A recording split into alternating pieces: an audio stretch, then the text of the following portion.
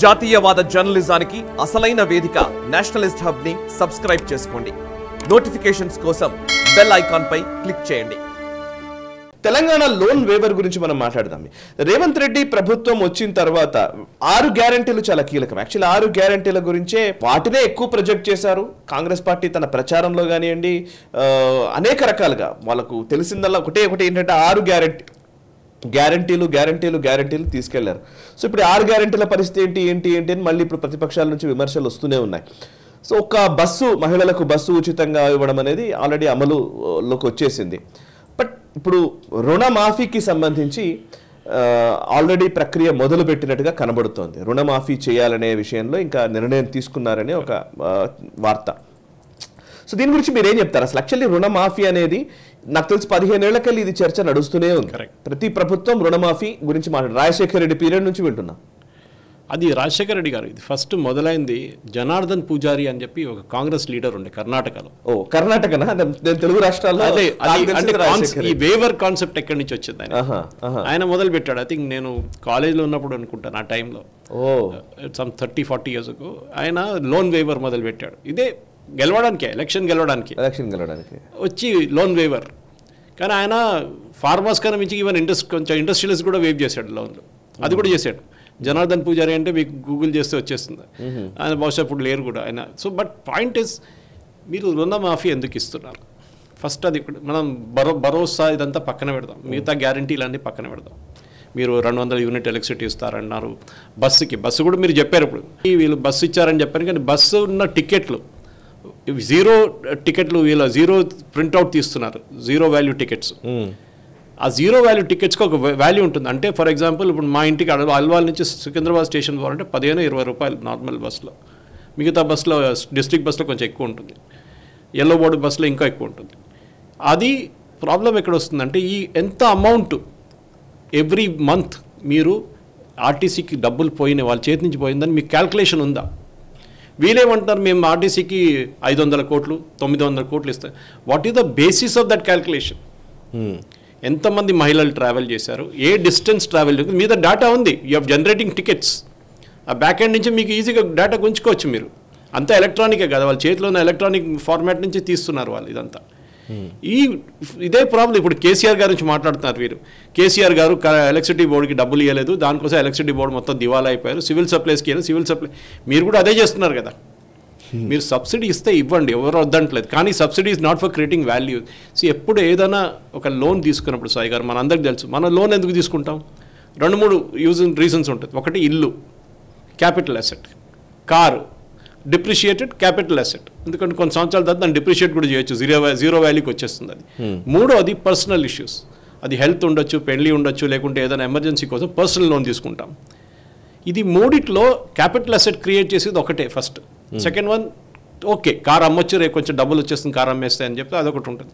కానీ తెలంగాణ ఒకటే కాదు, ఈవెన్ కర్ణాటకలో చూస్తున్నాం మనం, మీరు అసెట్ క్రియేట్ చేయట్లేదు. ఆర్బీఐ అదే చెప్తున్నారు. రిజర్వ్ బ్యాంక్ ఆఫ్ ఇండియా ఏమంటున్నారంటే, you are not creating capital assets. మీరు ఒక బ్రిడ్జ్ కట్టారనుకోండి, ఇట్స్ అ క్యాపిటల్ అసెట్. మీరు టోల్ తీసుకోకపోతే కూడా అది క్యాపిటల్ అసెట్.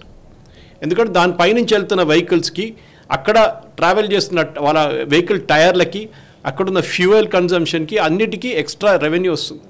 పెట్రోల్ బంక్ కానివ్వండి, టైర్ కంపెనీలు కానీ, మిగతా ఎవరికైనా. సో మీరు మంచి హైవే ఇస్తే టోల్ తీసుకుంటారు. టోల్ ఎందుకు తీసుకుంటారంటే, కట్టినోడు ఎంత డబ్బులు పెట్టిండో అది రికవర్ చేయడానికి చేస్తారు, దాని తర్వాత మెయింటెనెన్స్ కోసం చేస్తారు. కానీ ఇక్కడ మీరు స్కూల్ కడితే yes it's a capital asset. మనం అనుకుంటా స్కూల్లో, గవర్నమెంట్ స్కూల్లో ఏం క్యాపిటల్ అసెట్ వస్తుందని. కాదు, you are investing in the children. అంటే పిల్లలు మంచిగా వచ్చి అక్కడ చదువుకుంటారు, వాళ్ళు పెద్దోళ్ళై మంచి వెళ్తే కానీ వాళ్ళకి ఉద్యోగం వస్తుంది. So it's a capital asset creation. Hospitals something very similar. So మా అల్వాల్ దగ్గర ఒక పెద్ద హాస్పిటల్ కడుతున్నారు, టిమ్స్ గవర్నమెంట్. చాలా మంచిది. బికాజ్ ఎంటైర్ సిద్దిపేట్, కరీంనగర్, మన రామగుండం నుంచి వచ్చే క్రౌడ్ కూడా అక్కడికి వస్తారు. గాంధీకి రారు వాళ్ళు. ఇంకా అది రెడీ అయినాక ఇంకో ఐ థింక్ బహుశా ఇంకో సంవత్సరం తీసుకుంటుంది అది. ఓకే, క్యాపిటల్ అసెట్స్ క్రియేట్ చేయండి. మీరు గ్యారంటీలు ఇవ్వండి, ఎంత గ్యారంటీలు కావాలి. కానీ ఇప్పుడు ఏమవుతుందండి, ఒక్క లోన్ వేవర్ గురించి మనం మాట్లాడదాం సాగర్. మీరు అదే స్టార్ట్ చేశారు కదా టాపిక్. కరెక్ట్. 35,000 కోట్లు కావాలి ఇప్పుడు. నేను మొన్న చదివాను. And I think that's an under statement. ఎందుకంటే రేవంత్ రెడ్డికి ఇప్పుడు సెకండ్ థాట్స్ వస్తుంది. జూలైలో నేను అనౌన్స్ చేస్తాను అంటున్నాను. అనౌన్స్ చేయడం మంచిదే, కానీ మీరు బ్యాంకులకి డబ్బులు కట్టాలి. ఇప్పుడు మనం ఏమనుకుంటున్నాం, రైతులు 2 లక్షలు తీసుకున్నాం అనుకుంటున్నారు. కొంతమందికి 5, కొంతమంది 4, కొంతమంది 10, కొంతమంది 7, ఇట్లా డిఫరెంట్ లోన్ సెగ్మెంట్స్ ఉన్నారు. కానీ మీరు వేవర్ ఇస్తున్నది ఓన్లీ అప్ టు 2 lakhs. అది మీరు ఎవరు కట్టాలి? You have to pay the banks, nationalise banks ఉండొచ్చు, కోఆపరేటివ్ బ్యాంక్స్ ఉండొచ్చు. వాళ్ళ దగ్గర నుంచి మీరు కట్టకపోతే ఆల్రెడీ ఈ ఫార్మర్స్ రైతులందరూ సిబిల్లో ఉన్నారు. సిబిల్ రిపోర్ట్లు వచ్చేసారు వాళ్ళు కట్టకుండా. కట్టేటోడు కూడా కట్టట్లేదు ఇప్పుడు. So now they are looking at Maharashtra model అంటున్నారు. అక్కడ ఏం చేస్తారు? ఇన్సెంటివ్ ఇచ్చారు, కట్టినోడికి ఇన్సెంటివ్ ఇచ్చారు. సీడ్ సబ్సిడీ ఉండొచ్చు, లేకుంటే మిగతా సబ్సిడీలు ఉండొచ్చు. సబ్సిడీ ఇచ్చారు, మీరు లోన్ కరెక్ట్గా కట్టారు, మీకు వేవర్ అక్కర్లేదు అన్నారు మీరు, కరెక్ట్, ఓకే. కానీ మీకు కట్టిన దానికి మీకు రివార్డ్ ఇస్తుంది. ఎందుకు మన దగ్గర మనం చూస్తుంటాం ట్రాఫిక్ పోలీస్ ఫైన్. నాకైతే 1-2 సార్లు వచ్చినాయి ఇప్పుడు దాకా, అంతే. అది రాగానే నేను కట్టేస్తాను ఆన్లైన్, అదే రోజు కట్టేస్తాను. ఏదో రెడ్ సిగ్నల్ తెలియకుండా జరిగింది, అది కూడా ఒక్కసారి జరిగింది అది. అప్పుడు ఇమీడియట్ అయిపోయి. కానీ 6 నెలలు, సంవత్సరం, 2 సంవత్సరాల తర్వాత ఇదే ట్రాఫిక్ పోలీస్ ఒక డిస్కౌంట్ స్కీమ్ పెడతారు. ఎవడోడు కట్టలేదు వాడికి 50% ఫ్రీ వేవర్. అప్పుడు ఈ కట్నోడు అనుకుంటాడు నాకేం పిచ్చి పట్టింది అది డబ్బులు ఇవ్వడానికి. Same with property tax. Property tax మీకు కరెక్ట్గా కూడా మీకు ఈవెన్ ఇంట్రెస్ట్ తీసుకుంటాడు మీ దగ్గర 3 నెలలు అయితే. కానీ then after 2 years property tax మీద ఒక పెద్ద బొనాన్సా వేవర్. అంటే మీరు ఎవరెవరు కరెక్ట్గా డబ్బులు కడుతున్నారో వాడిని పెనలైజ్ చేస్తున్నారు. సెకండ్, కరెక్ట్, ఈ బ్యాంక్ నుంచి వచ్చే డబ్బులు కట్టకండి అని చెప్తున్నట్టు ఇది నిజానికి. బ్యాంక్కి డబ్బులు ఎక్కడి నుంచి వస్తుంది సాయి గారు? బ్యాంక్ ఏదో అసెట్ క్రియేట్ చేసి పెట్టుకోలేదు. బ్యాంక్ డిపాజిట్ తీసుకుంటారు వాళ్ళ కస్టమర్స్ దగ్గర నుంచి. డిపాజిట్ తీసుకు వాళ్ళకి 4% మ్యాక్సిమం, 4-5% మ్యాక్సిమం ఇస్తారు. ఎఫ్డి కొంచెం ఎక్కువ ఉంటుంది. ఏం చేస్తారు? ఈ డబ్బులు తీసుకొని వాళ్ళు 10-11%కి లోన్లు ఇస్తారు. అండ్ దట్ గ్యాప్ ఏది 7%, 6% వాళ్ళ ప్రాఫిట్. దాంట్లో ఫైనలీ బ్యాంక్ వచ్చేది 2-3% వస్తుంది. దీంట్లో శాలరీ మెయింటైన్ చేసుకోవాలి, వాళ్ళు క్యాపిటల్ అసెట్, వాళ్ళు బిల్డింగ్స్ మెయింటైన్ చేసుకోవాలి, మిగతా ఓవర్ హెడ్స్ మెయింటైన్ చేసుకోవాలి. వాళ్ళకి ఫైనలీ, ఎందుకంటే బ్యాంక్ జాబ్ ఇది, తీసుకుంటారు, లెండ్ చేస్తారు. ఇప్పుడు ప్రయారిటీ సెక్టర్ లెండింగ్ అంటున్నారు వీళ్ళు. ప్రయారిటీ సెక్టర్ లెండింగ్ అన్ని బ్యాంక్స్కి ఉన్నాయి, అన్ని బ్యాంక్స్ ఇవ్వాల్సింది. అదేంటంటే స్మాల్ స్కేల్ ఇండస్ట్రీస్, అగ్రికల్చర్, వీళ్ళందరికీ లోన్ అంటే ఇప్పుడు ఎట్లయిపోయింది మన దగ్గర అంటే, మన పొలిటీషియన్స్ తయారు చేశారు వీళ్ళని. లోన్ అంటే మీరు కట్టకండి. ముందు హౌసింగ్ లోన్లో ముందు ఇట్లానే ఉండే, కానీ దాని తర్వాత సర్ఫేస్ యాక్ట్ తీసుకొచ్చారు. దాంట్లో ఏది మీరు కట్టకపోతే 3 నెలలు 6 నెలల లోపల మీ ప్రాపర్టీ ఒక it will be classified as NPA, non performing asset. దాని తర్వాత మీకు నోటీస్ వస్తుంది, మీకు కడతారా లేదా అని చెప్పేసి. లాస్టే కట్టకపోతే మీ బిల్డింగ్ తీసుకొని ఆప్షన్ చేసేస్తారు వాళ్ళు. దానికోసం చూడండి డిఫాల్ట్స్ తగ్గిపోయింది హౌసింగ్ లోన్లో. అదే స్మాల్ స్కేల్ ఇండస్ట్రీస్లో ప్రాబ్లం వస్తే కోవిడ్ టైంలో నిర్మలా సీతారామన్ గారు కొంచెం వేవర్ ఇచ్చారు, అందరు బిజినెస్ డౌన్ అయిపోయిందని చెప్పేసి.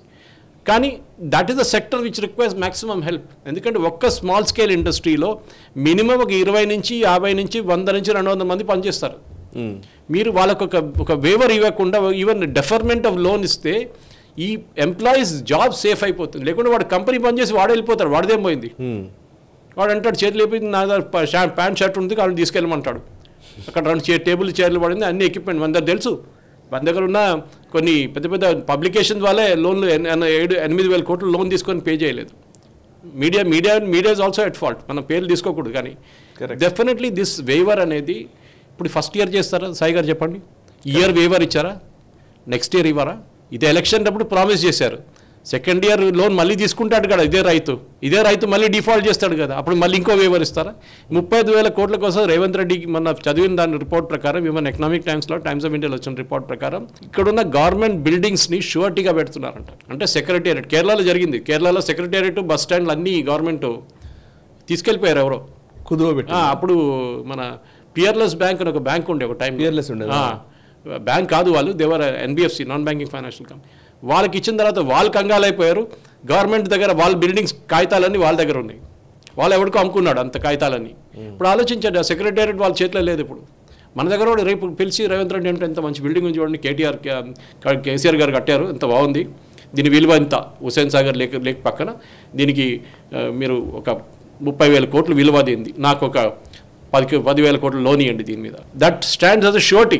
రేపు బ్యాంక్ డిఫాల్ట్ అయితే బ్యాంక్ వాళ్ళు తీసుకెళ్ళిపోతారు సెక్రటేరియట్, లేకుంటే రెంట్కి ఇచ్చుకుంటారు ఏదో బ్యాంక్ మీద. అదే సేమ్ థింగ్ రేపు హుస్సేన్ సాగర్ లేక్ కూడా మీరు పెట్టేస్తారా? Then that also is a surety అని. దేనికి చేస్తున్నారు? రైతులకి ఇవ్వాల్సింది ఎక్కడ? రైతులు, చిన్న రైతులు, ల్యాండ్ హోల్డింగ్ చాలా తగ్గి వస్తుంది. ఇప్పుడు 1 ఏకర్ 2 ఏకర్ల వాళ్ళే మ్యాక్సిమం ఉన్నారు. కానీ మీరు 5 ఏకర్ల కన్నా ఎక్కువ మోదీ గారు ఇవ్వట్లేదు. మోదీ గారు స్కీమ్లో చూడండి 6,000 రూపాయలు ఇస్తారు కదా ఆయన మోదీ గారు, దాంట్లో ఇవ్వట్లేదు. మోర్ దెన్ 5 ఏకర్స్ ఎవరికి ఇవ్వట్లేదు, ఇవ్వకూడదు. ఎందుకంటే దెన్ యూఆర్ నా ఇదే ఏమైందంటే టెనెంట్ ఫార్మర్ ఉంటాడు, వాడు ఒరిజినల్ వాడు 100 ఏకర్లు పెట్టుకొని యూఎస్లో కూర్చొని ఉంటాడు. ఏమనంటే ల్యాండ్ సీలింగ్ యాక్ట్ అంటారు ఇక్కడ వాళ్ళు. అరే ల్యాండ్ సీలింగ్ యాక్ట్ 10 నిమిషాలు మీరు బ్రేక్ చేయొచ్చు, 10 మంది పేరు మీద ట్రాన్స్ఫర్ చేసుకుంటే అయిపోతుంది, అన్ని బేనామీలు. ఇది జరుగుతుంది, ఇది ఎక్కడ ఆగదు సాయి గారు, ఇది problem. This is cascading effect అంటారు. యాక్చువల్లీ మీరు చెప్తున్నట్టుగా ఫ్రీ బీస్ అనేది ఇప్పుడు పెద్ద సమస్య ఉంది, దాని గురించి కూడా మనం మాట్లాడాలి.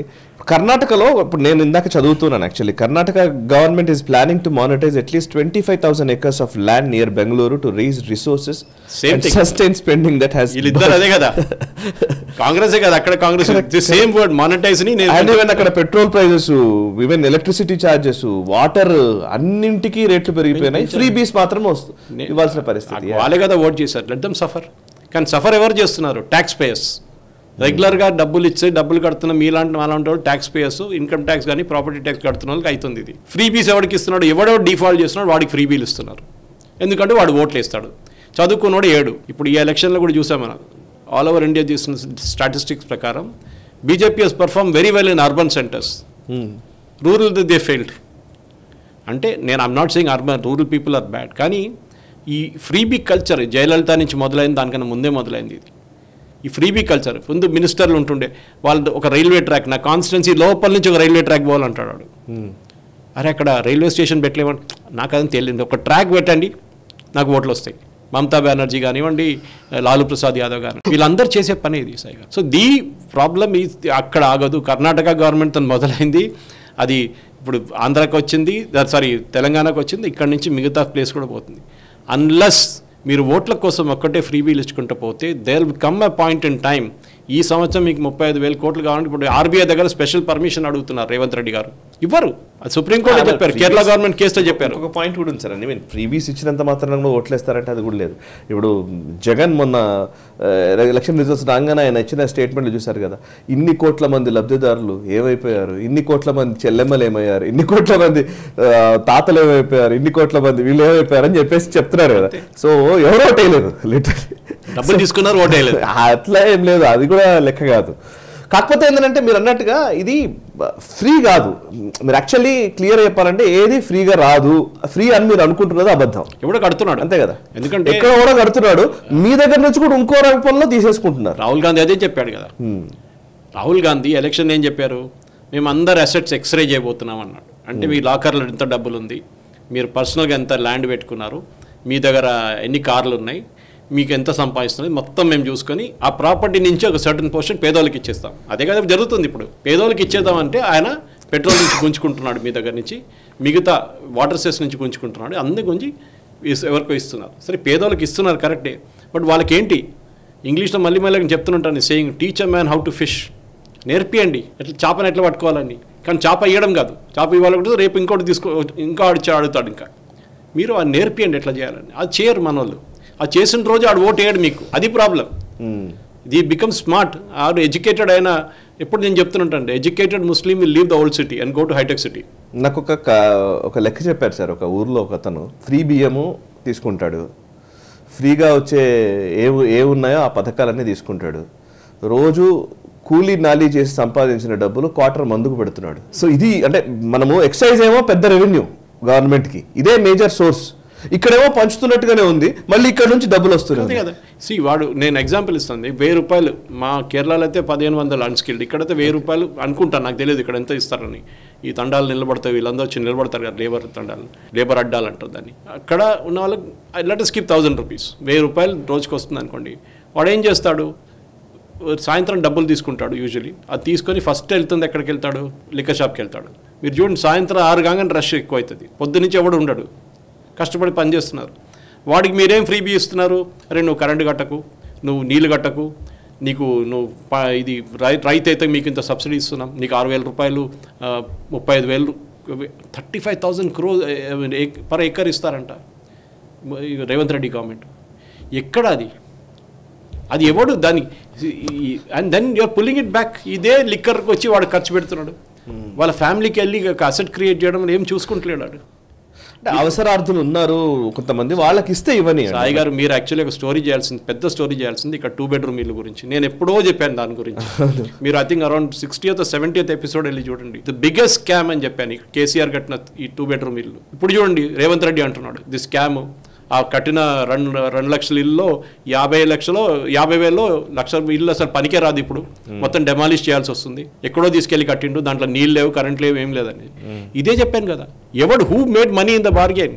ఓకే, కాంట్రాక్టర్లు వీర మనుషులే. This is the problem. మన దేశంలో మనం ఒక్కడే ఆలోచిస్తాం మనకి, and I blame everybody, middle class కానివ్వండి, అప్పర్ క్లాస్. నాకేముంది దీంట్లో, నాకేంటి చెప్పండి అది ముందు. ఎందుకంటే వాడంటారు నువ్వు దొంగ, పొలిటీషియన్ దొంగ, వాడికి జనరల్ ఒపీనియన్ అది. ఒక పొలిటీషియన్ అంటే వాడు దొంగతనం చేస్తాడు, నంబర్ 1 ఫ్రాడ్ ఫెలో అంటాడు. కానీ నాకేమిస్తారు? నాకు ఇన్కమ్ ట్యాక్స్ బెనిఫిట్ ఇస్తారా? నాకు సబ్సిడీ ఇస్తారా? నాకు ఇంకా ఏదైనా ఫ్రీబీ ఇస్తారా? ఇదే ఆలోచిస్తారు. రేషన్ కార్డులు తీసుకోండి, white ration card the biggest scam in Telangana. ఇక్కడున్న population almost below poverty line. మొత్తం ఐ థింక్ 1 కోటి రేషన్ కార్డులు ఉన్నాయి తెలంగాణలో. ఒక ఫ్యామిలీలో 4 పెట్టుకుంటే 4 కోట్లు. తెలంగాణ పాపులేషన్ 4 కోట్లు ఉన్నాయి. అంటే everybody is below poverty line. కానీ మీ దగ్గర నా దగ్గర రేషన్ కార్డు లేవు, వైట్ రేషన్ కార్డు. అది రేషన్ కార్డే లేదు నా దగ్గర, ఎప్పుడు నేను యూజే చేయలేదు. Because we can pay for it. Those who can should pay. కానీ ఏం చేస్తున్నారు, ఆ బియ్యం తీసుకొని బయట అమ్ముకుంటున్నారు. ఇప్పుడు సన్న బియ్యం మార్కెట్లో వచ్చి I'm telling you that will be another big black market. ఈ ఫస్ట్ ఆఫ్ ఆల్ ఈ ఎలక్షన్ గెలవడం మీ పర్ఫార్మెన్స్ మీద గెలవండి. ఎన్ని గవర్నమెంట్ ఉన్నారు ఈ దేశంలో పర్ఫార్మెన్స్ మీద? దీనికన్నా ముందు చంద్రబాబు నాయుడు గారు ఓడిపోయారు ఎలక్షన్ ఇక్కడ రాజశేఖర రెడ్డి గారితో.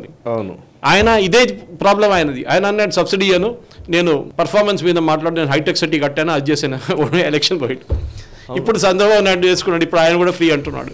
నిజానికి నేను అదే ఎప్పుడు అంటుంటాను సార్, నిజంగా ఫ్రీ బీస్ కి వ్యతిరేకంగా ఉన్న టైంలో చంద్రబాబు గారి గవర్నెన్స్ కానివ్వండి, ఆ ఆలోచనలు కానివ్వండి, వండర్ఫుల్. నిజానికి ఐ విష్ మళ్ళీ ఆ రోజులకు వెళ్ళాలని నేను కోరుకుంటున్నాను. హైటెక్ సిటీ అనగానే మేము ఏమనుకుంటాం, సాఫ్ట్వేర్ ఇంజనీర్లు ₹1,00,000 ₹2,00,000 జీతం. అక్కడ పనిచేస్తున్న హౌస్ కీపర్స్, క్యాంటీన్ వాళ్ళు, ఎంతమంది, ఎయిర్ కండిషనర్, చాలా మంది, ట్రాన్స్పోర్ట్, ఎంతమందికి ఉద్యోగం వస్తుంది అనుకోండి. కరెక్ట్, అది మనం చూడట్లేదు. So it is not just creating హైటెక్ సిటీ. మీరు అది మెసేజ్ డెలివరీలో తప్పిపోయింది. అది అవును, మేము ఇంతమందికి ఉద్యోగం ఇచ్చాము, అవును, ఎంతమందికి అన్స్కిల్డ్ లేబరర్స్కి ఉద్యోగం ఇచ్చాము మేము, అది చెప్పట్లేదు ఎవరు. So I think that is where the entire problem is coming Sai గారు. కానీ మన దేశం ఇట్లా పోతే కేరళ పరిస్థితికి వచ్చేస్తాం మనం. కేరళ ఇస్ బ్యాంక్రప్ట్, డబ్బులు లేవు, జీతం ఇవ్వడానికి డబ్బులు లేవు వాళ్ళ దగ్గర. పెన్షన్లు, ఓల్డ్ ఏజ్ పెన్షన్లు ఇచ్చి 6 నెలలు అయ్యాయి. అది కూడా యూనియన్ గవర్నమెంట్ ఇస్తున్న పెన్షన్లు తీసుకొని ఖర్చు చేసేస్తున్నారు ఇంకో దేనికి. సో ఈ పరిస్థితికి వచ్చి ఏ గవర్నమెంట్ అయినా కానివ్వండి, ఫైనాన్షియల్ డిసిప్లిన్ లేకుంటే 6 నెలల్లో దివాలా అయిపోతారు కంప్లీట్గా. ఓకే, ఈ వీడియో మీకు నచ్చినట్టయితే లైక్ చేయండి, 10 మందికి షేర్ చేయండి. అలాగే కామెంట్ల రూపంలో మీ అభిప్రాయాలను మాతో పంచుకోండి. Nationalist hub group of channels ను సబ్స్క్రైబ్ చేసుకుని తెలుగునాట జాతీయవాద జర్నలిజాన్ని ప్రోత్సహించండి. ఈ వీడియో కింద ఉన్న బెల్ ఐకాన్ పై క్లిక్ చేయడం మర్చిపోవద్దు.